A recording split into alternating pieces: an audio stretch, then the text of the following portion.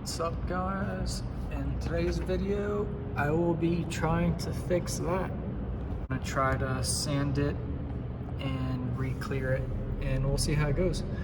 First things first is I'm gonna wash the canard and then put tape around that area. Before I get too far in this video, I will say I'm not a professional, so don't do what I do, but this is just to show you guys how this goes for me. I'm gonna take a small piece of this 800 grit and I will just rub the area, just keep rubbing at it until it's all pretty hazy and it all looks even worse. Just to give you an idea, I had originally put clear coat on that, but I had not sanded it enough and it was bad clear coat. So basically what I'm doing is sanding away the old clear coat. And basically what you want to see is with a wet piece of water, you basically want it to look gloss when it's wet. So I still need to sand a little more. So I sanded away. If you can see that, I pushed back the paint lines to try to get it to blend a little bit better.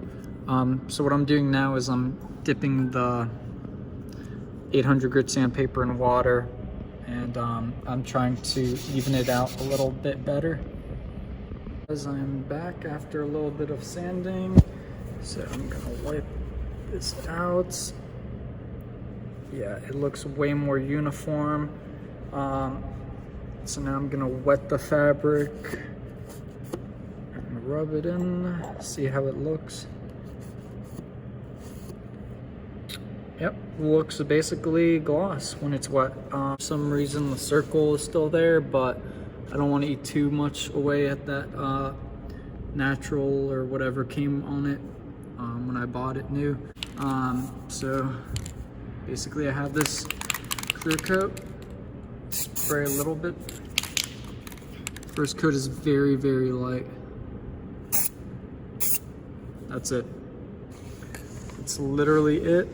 I'm basically going to let that dry for 5 minutes, take all of the tape off and move it even further back, just because I don't want to have lines of clear when I'm done. So it's been around 10 minutes.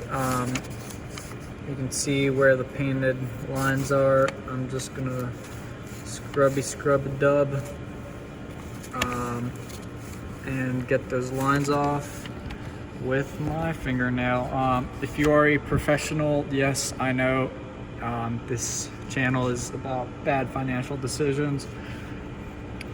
So we don't have money to pay you guys for quality work. We're just trying to figure it out ourselves, but I'm gonna scrubby dub with my nail and come back to you guys.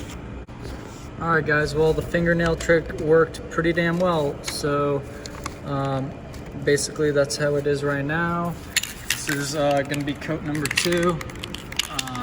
So I basically pushed the painted line back all the way. So I'm sacrificing the whole canard at this point. It's gonna be very thin as well. I'm trying to keep this focused, but I'm trying to pay attention mainly.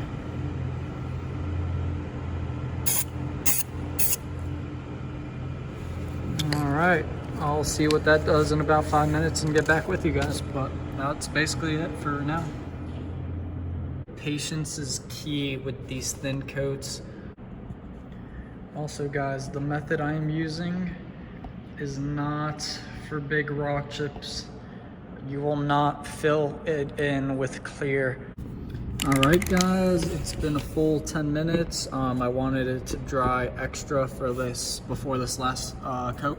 So just gonna shake it up, get ready to spray this third and final thin coats. Remember, these are all thin coats. If you try to do thick coats, you're just gonna get it to run and look like crap. So this is the last coat for me. Always purge the nozzle. And here we go.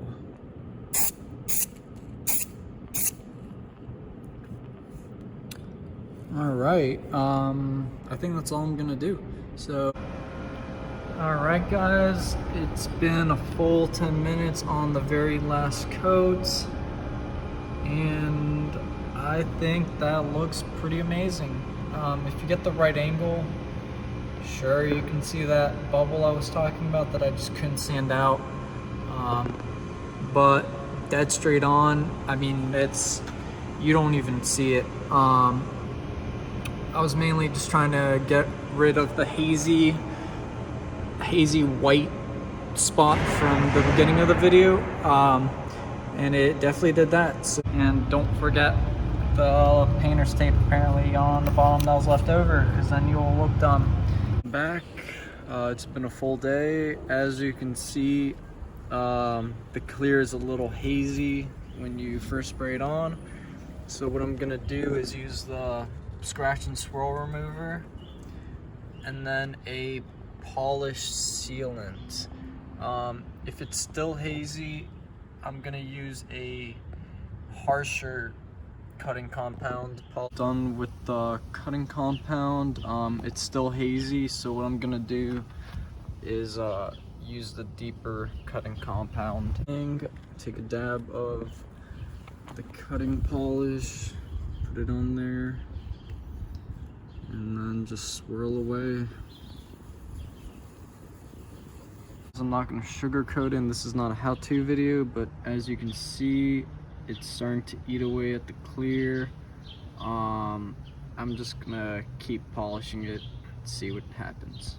I'll let you guys know. Like I said, I'm not a professional, and I'm gonna assume it's eating away at the off spray of the clear. So what I'm gonna do is keep rubbing it in and show you guys what happens. I'm at the point where I have polished off all the off spray off the canard, so it looks pretty shiny, except where the main sanding and clear coat was. So what I'm gonna do is use the fine polish and just keep rubbing at it and see what happens, and hopefully I don't tear through that as well.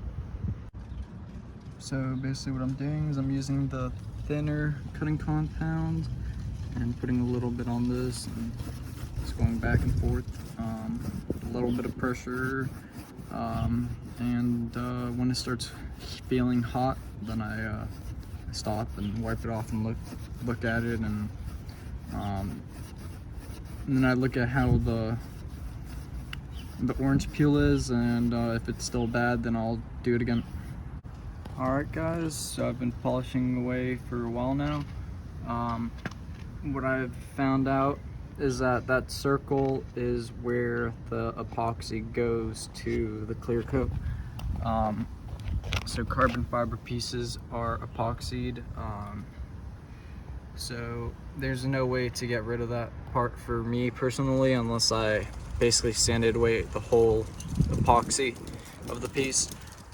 So I'm gonna stop there and put on the polish and show you guys how it looks. Alright guys, so this is how it looks at the end. You can kind of see the bubble, but at least it's not a giant white spot anymore. I think it looks pretty decent, and I'm just glad it's not the white haziness anymore. But if you guys have any other suggestions on how to get the epoxy to clear coat layer to not show up as much, please let me know in the comments. And yeah, just want to remind you guys, this was not a how-to video, this is how I did this.